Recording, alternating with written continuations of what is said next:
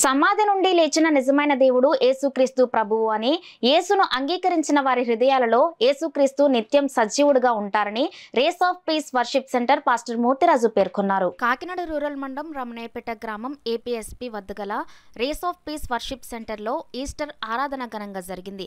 పాస్టరమ్మ ఉషారాణి దైవ ప్రార్థన చేసి ఆరాధనను ప్రారంభించారు. చర్చ్ క్వైర్ యవనస్తులు స్తుతిగీతాలు ఆలపించారు.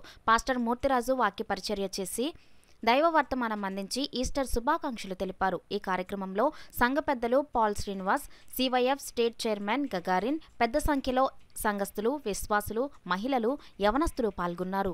యేసుక్రీస్తుని గుండెల్లో చేర్చుకొని ఆరాధిస్తున్నాను. ప్రకటించే హక్కు నాకుంది కాబట్టి, నాకు కనబడిన ప్రతి వారికి నా యేసు ప్రకటించమన్నాడు కాబట్టి, యేసు మృతుల్లో నుండి లేచిన దేవుడని ప్రకటిస్తాను. దానికి మూలాధారము నా యేసు మృతుల్లో నుండి తిరిగి లేవడమే. ఒకవేళ నా దేవుడు లేవకపోతే నేను ప్రకటించడం, ఇంట్లో మూల కూర్చుందును మీకులాగే. నా దేవుడు తిరిగి లేచాడు కాబట్టి ఆ గుడ్ న్యూస్ నా భారతీయులందరికీ నేను చెప్పాలి. స్తోత్రం చెప్పండి. హల్లెలూయా. మిత్రమా, ఈరోజు ప్రభు మనతో మాట్లాడుతున్నాడు. పునరుద్ధాన శక్తి విలువైనది. కొంతకాలం ఈ భూమి మీద బ్రతుకుతావు.